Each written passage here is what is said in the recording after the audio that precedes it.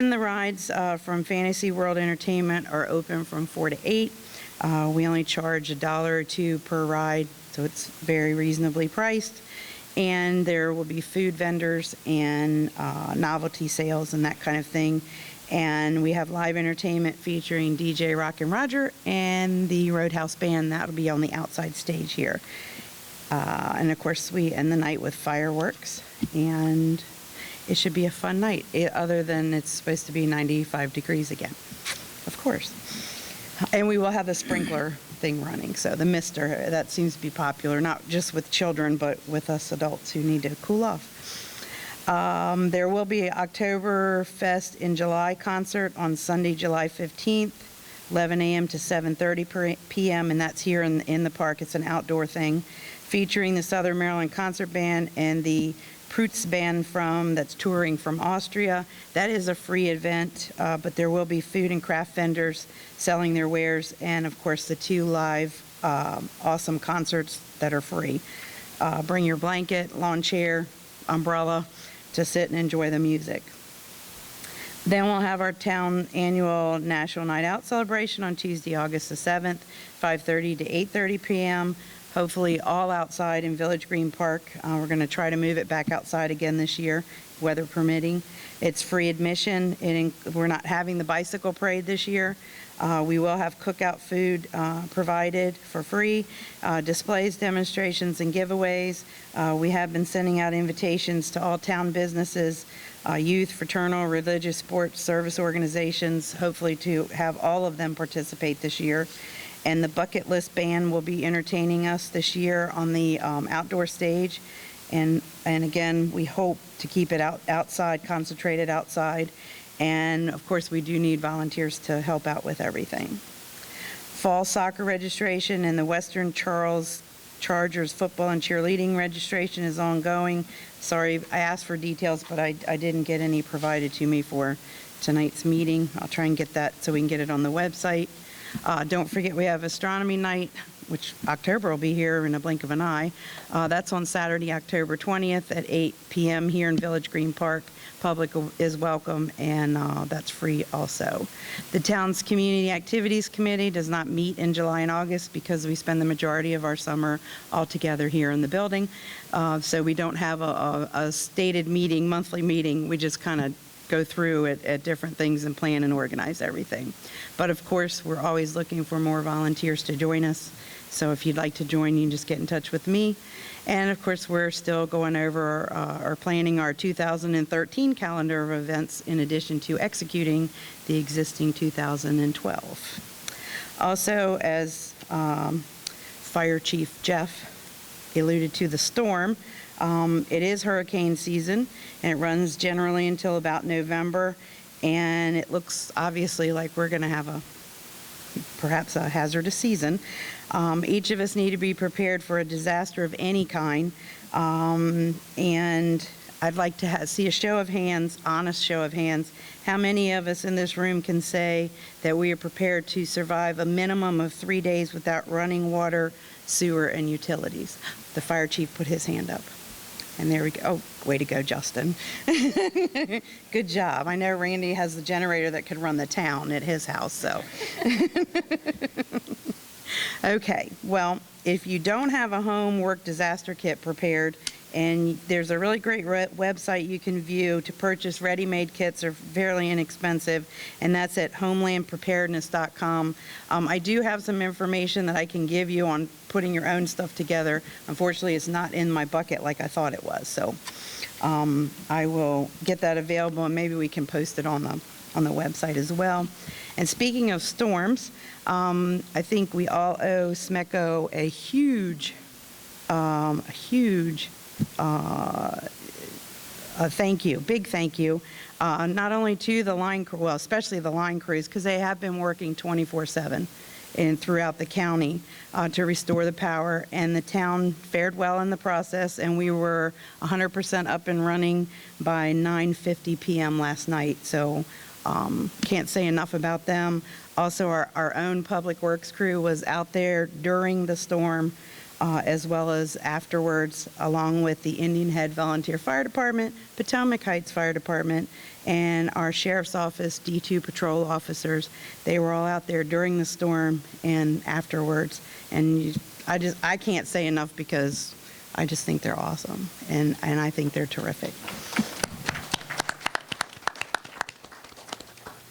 And I think that is it. I just want to add to the preparedness. One thing that I'm finding is not enough people have extension cords. You should always have at least one 100-foot extension cord, because even with myself, I would go to neighbors and ask them that they could tap into my generator so they could to save the perishables. And then they would also be able to set up a multi-outlet strip to run other things. It would be surprising that people are getting generators as we lose power more frequently, and people are willing to give up the power outlets on the generators. So in preparation for other storms, you may want to go ahead and go out and get that extension cord. And if you don't have an extension cord, the next storm, call me and I'll give you his address and we'll just all go over there. Right. Yes, sir. Oh. Okay, anyone else in the audience? No? Thank you. Next, we'll have a community policing report from Officer Riffle. Good evening, everybody. I'd like to start off with the what's been going on in the community for the last month or so. In addition to our normal calls for service for domestics and minor thefts and destruction of properties, the town of Indian had an armed robbery that occurred on Blair Road. You might be reading about it in the paper here in the near future, so I want to give you a heads up on what occurred. It was related to a drug sale. All the individuals that were responsible for their actions have been identified, have been arrested. Warrants have been issued. They're in custody. They are in jail right now. So when you read about it in the paper, just let you know it's been solved. It's an isolated incident, and all the individuals that were involved have been arrested. I'll just give you a heads up in case you haven't heard about it yet, or if you read about it in the paper in the near future, that you know what's going on. If you want any additional information, feel free to talk to me afterwards, and I can fill you in as best I can. With that being said, I'd like to let everybody know we're going into the summer months, so please keep an eye out for the increase in daytime burglaries. This is a problem we have every summer. And, kids are out of school, not pointing the finger at them, but it seems like when they're not in school, things kind of increase. So please keep an eye out for your own property as well as your neighbors. Keeping a close eye on what's going on, who's walking around, that kind of thing. And like I always said, we rely on you to be our eyes and ears for the community. So if something is happening or something stands out to you as being wrong or out of place, please give us a call. You're not bothering us. That's what we're here for. And we rely on you to let us know where to look. We can't always be in the same place, the right time, right place. So we rely on you to call. One thing I'd like to add, and I'd like to thank those who offer their support, and to let the other ones that don't know, we've lost a member of our agency, Sergeant Taylor.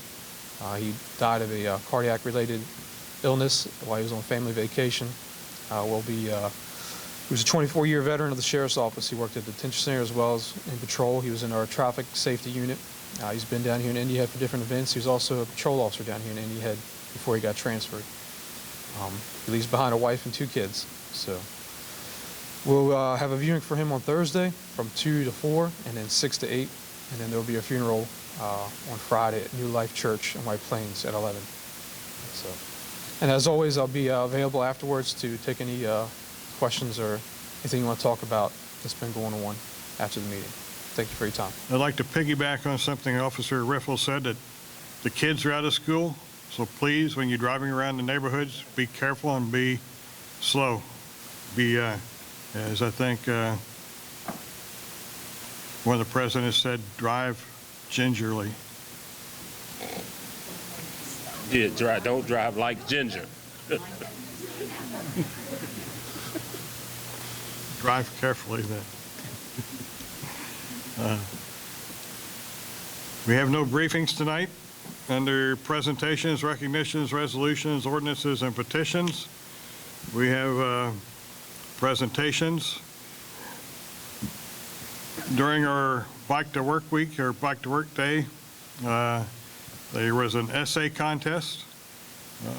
There was a bunch of essays posted on the wall, probably 50, 70 of them. Tonight, we have one of the authors of an essay here with us tonight to read the essay, and her name is Jalen Thomas. Would you come up to the microphone, please? Everywhere you go, bike safety should matter. It is very important. It is important to be safe while riding on a bike because if you don't, you might get hurt. If you're not being safe, then you can fall off and break a bone or bust your head open. It would hurt a lot, and you could be in the hospital for a long time. Also, if you aren't being safe, you could damage other people's property. If you do that, the other people can sue you and you can lose a lot of money. If you're not being safe, you can hurt other people. If you're riding your bike recklessly, you could possibly run into another person and hurt them. You would feel a lot of guilt if you did that. You can be safe while riding a bike by wearing a proper gear. You should wear a helmet while riding. If you're a beginner, you can also wear knee and elbow pads. If you don't wear these things, you can seriously hurt your head, knees, and elbows. You should also wear the proper shoes and make sure they are tied. If your shoelaces are untied, they can get caught in the chain and you wouldn't be able to pedal. Then you'd fall over. Trust me, it's happened to me before. It's not a fun experience. You should also inspect your bike before riding it so you can be sure that everything is safe. You can help others by be safe by creating a bike club in your community. You should go over the safety rules before going on bike rides. Also, you could put up posters about bike safety so people can be aware. In your community, you should model bike safety. If you aren't a model, other kids might copy you and they won't be safe either. Bike safety matters and it always will matter. Follow the rules and you will be cool. It's so you can be safe. Thank you, Jalen. And she makes a good point. Be careful, pay attention to what you're doing, or you might fall and break a bone. I fell and broke a bone. Fortunately, I wasn't in the hospital, and I was never in a hard cast, a soft cast for a couple of days, but I didn't even know I broke a bone until it didn't stop hurting.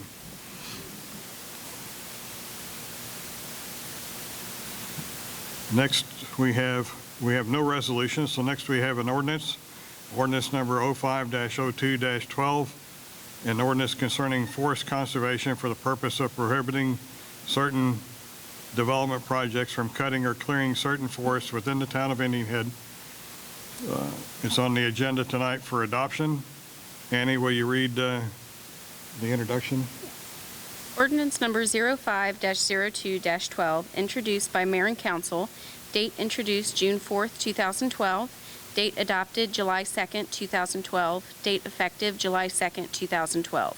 An ordinance concerning forest conservation for the purpose of prohibiting certain development projects from cutting or clearing certain forests within the town of Indian Head, Maryland, unless a forest stand delineation and a forest conservation plan are in effect. Whereas the General Assembly of Maryland has adopted the Forest Conservation Act of 1991, and whereas this act requires all political subdivisions to adopt a local forest conservation plan, now therefore be it ordained by the Town Council of Indian Head, Maryland, that Section 1, Purpose and General Provisions, 1.1 Purpose, the Town Council has determined that to meet the requirements of Natural Resources Article, Section 5-1601-5-1612, Annotated Code of Maryland, the provisions of this ordinance must be enacted. Thank you. Is there a motion to adopt the ordinance? So moved. Second. Does council have any corrections or revisions to or additions to the ordinance? 24 pages worth? I read through it thoroughly. I have no comments. It's growing. I just wanted to say that to the average citizen, when you want to cut a tree down, this doesn't affect you. Okay? Or If you when, want to develop a piece of property in town, it does affect or when the storm comes in and blows down the tree. Exactly. Does anybody in the audience have any questions or comments before we call a question? Seeing none, then Annie, will you call the roll? Councilman Albright, Yay. Vice Mayor Rice, Yes. Mayor Shesley. Yes. The ayes have it. The motion is approved. The ordinance will be adopted tonight and will become effective on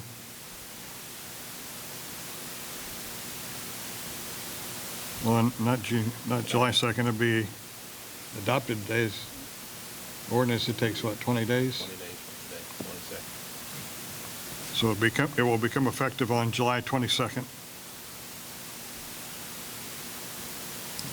We have no petitions tonight, no unfinished business. We have 2 items of new business. The first item is the annual financial audit proposal from Bridget Mock and Associates. It's on the agenda tonight for award. It's the continuation of a contract that we had with them last year. It's a not to exceed amount of $17,800. I move that we award the contract for audit services to Bridget Mock and Associates in the amount of not to exceed $17,800. I second. Any questions or comments? I have none. Does anyone in the audience have a question or comment about this audit contract? Seeing none, then all those in favor signify by saying aye. Aye. Opposed? The ayes have it. The motion passes, and the contract will be awarded effective today. The second item on the agenda for under new business,